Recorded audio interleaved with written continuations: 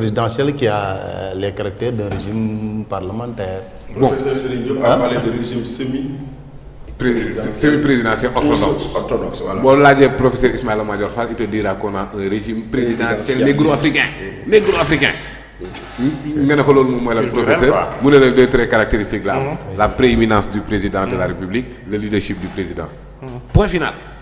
Parce que yoyu dafa japp né Afrique la am ñoko créer genre bo laajee Serigne Diop Sadaf tam wax la leneen professeur Kanté mu wax la leneen ku nekk ci doctrinaire droit constitutionnel am na nu mu qualifier ñun suñu régime donc kon amul une qualification boo xamante voilà donc te alors que ñaar yooyu lañ ci xam ak ñoo xamante ne parfois dañuy def régime mixte donc kon président mësta ñàkk le droit de dissolution parce que moom askan bi moom moo ko fa teg mais l'Assemblée est responsable devant le président.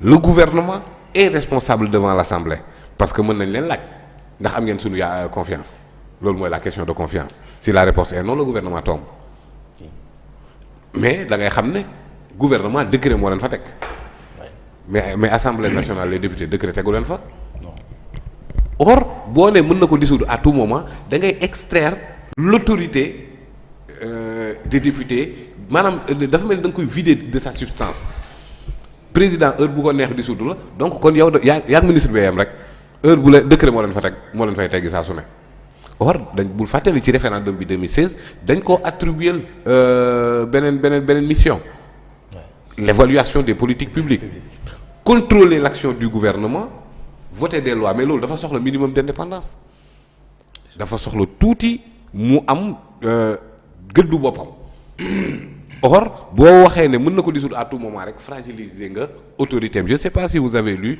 la contribution du président Doudou Wade qui dit que c'est une catastrophe démocratique là oui mais il a raison mais loolu catastrophe institutionnelle la dans la mesure où bu ñu nee clé de voûte des institutions est-ce que am na benn titre constitution bu attribué boobu qualité président de la République on en parle nii rek ah.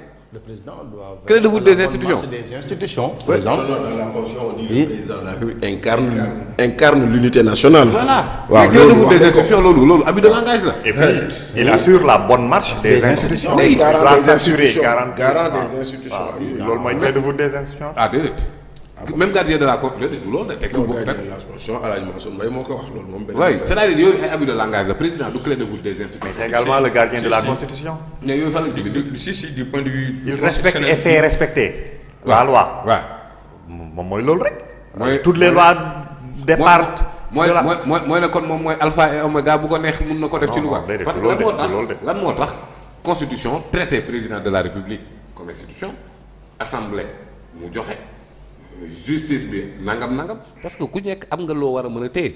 Est-ce que tu peux une seconde rek sur cette question bu la ngay sori pour que ma wax la pourquoi il est la clé de voûte des institutions et d'où vient justement cette expression déjà dans ton raisonnement final yaa ngi koy wax institution la assemblée institution la les cours et tribunaux institution la ñu le haut conseil des collectivités territoriales institution la le haut conseil le conseil économique social et environnemental institution la toutes ces institutions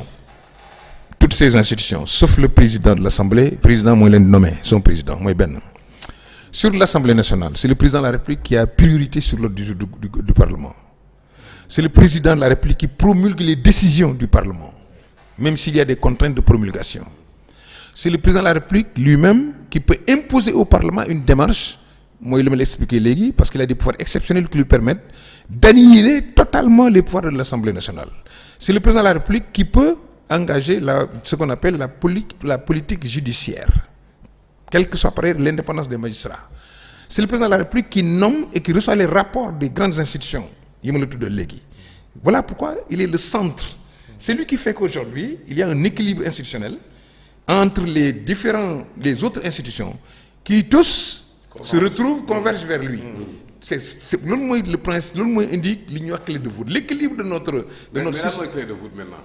La voûte c'est quoi d'abord la voûte xam nga la voûte mooy on peut dire le toit ci mbaxtal toit c'est là où tous les poteaux les poutres se convergent pour constituer un toit loolu mooy la voûte pour maintenant l'entrée de cette voûte le président de la République mooy yor caabi ji loolu moo tax ñu naan clé de voûte des institutions mooy tax foofu ñu mboxtal boobu bant yi di daje. xam nga dañ fay def benn bant nii. bu téye yëpp. boo xam ne ñëpp fa lañ koy daaj.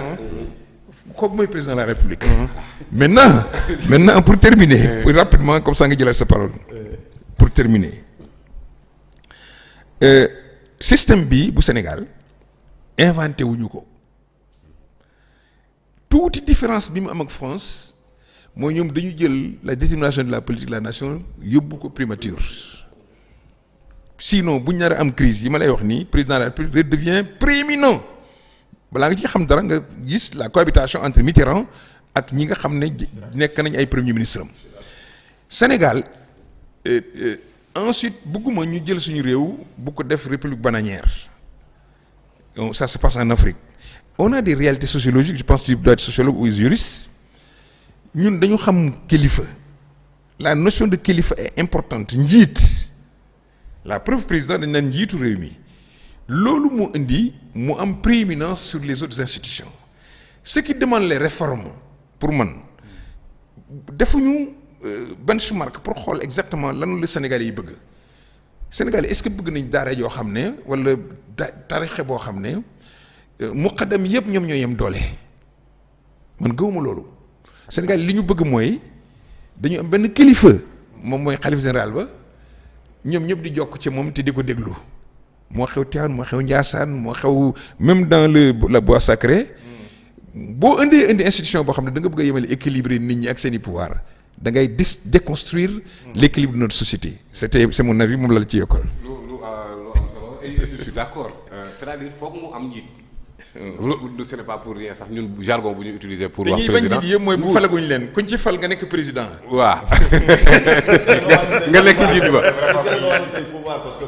voilà c'est-à-dire problème bi dans cet article 80 là on ne cherche pas à diminuer les pouvoirs du président du loolu de. remettre en question son autorité maanaam dañ koy yokkal leneen parce que droit de dissolution yàgg na fi même si article 80 ni ko 87 bi waaw bon parce que c'est un peu l'article 84 de la constitution française donc les moyens d'action réciproque yi ñu emprunté léegi nag après changement bi amoon na quelques chamboulements et que africains yi tamit gën nañoo jël plus de doole au président mais la particularité de cette affaire ce n'est pas que ni président la ñuy wàññi dooleem. La particularité de la modification bi ñu mënoon a def c'est-à-dire dañuy fragiliser l'institution parlementaire qui aussi émane de la volonté populaire ay ñoo leen fal de ce n'est pas le président bon président ne prendra jamais un décret qui nomme Guy Marius Sagna quand même askan wi la donc sa présence là-bas est tributaire de la volonté populaire même si pas d'égale légitimité que le président de la République mais quand même qui a une légitimité. Donc ñu maintenant boo ne ko léegi yow mii. Ils ont 165e de la légitimité du président de la République. Un député. 165e. Oui. waaw bon parce que benn carte bi 165 députés la andi. Les autres ont une part de légitimité, les autres une part de légitimité, les autres. Ouais, je comprends le calcul. mais au moins bon c'est normal parce que man mii yóbbu sama carte yóbbuwul Guy Marius Sagna par exemple. Absolument. Alors que waa Ziguinchor te pourtant mu ngi fa di ma représenter te man voté lu ma ko. Sur 45 départements du Sénégal kenn voté lu ma ko teewul mu nga fa di la représenter donc kon légitimité bi ñu am bokkul ak bu président am loolu c'est une réalité bu kenn mënut a dindi. alors léegi nag supposons ci cas boo xamante ne président mën na ko dissoudre à tout moment mais président Babacar Gueye wax na ko donte àndoo ak moom da ngay obligé ne neem parce que mën na la fa jëlee à tout moment donc kon.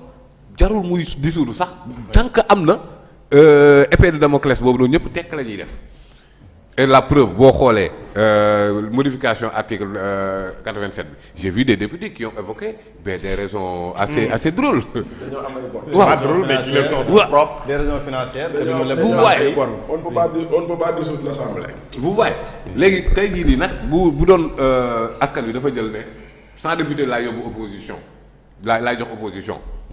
pour essayer d'équilibrer les choses qui ne peut pas être équilibré parce que président effectivement wax na ko am na ay mécanismes yu ñu mën a daw mais volonté askan boobu noonu tamit lu ñu war a respecter la donc kon président ne ko yow volonté askan bii nii mën nga ko dindi saa su ne wala boog sax gis naa ni quelqu'un comme Pape Djibril Fall am na lu mu mën a yokk mais affaire boobu ñoo nekk ci kawam nga jëw gis Pape Djibril Fall ba nga xamoon ci jàkkaarloo nekk beneen Pape Djibril Fall c'est parce que xam na ne saa bu nekkee li mu nekkoon jàkkaarloo dootu ko defati vous comprenez donc kon dafay autorité wu assemblée bon peut-être même suñu amoon benn parlement bu bicaméral mën naa ko comprendre ci benn bi amoon na du temps du régime Wade voilà parlement bu bicaméral mais boo xoolee foofu noonu il y avait des sénateurs yu ci ëpp sax d'ailleurs je pense ils étaient nommés par décret par le 60 je pense. et je pense que ni foofu sax la assemblée gën a rétrogradé parce que dem nañ ba Sénat bi nekk deuxième institution. La meilleure assemblée du monde,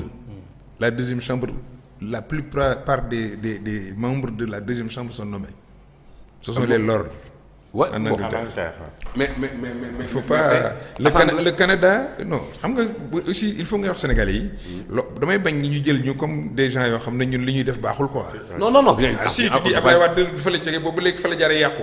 non j'ai pas dit ça dama ne bu amoon un parlement bicaméral nga xam ne Sénat day am assemblée am Sénat permettre doon nañ par exemple ñi ci ëpp ci membre yi da leen doon nommé.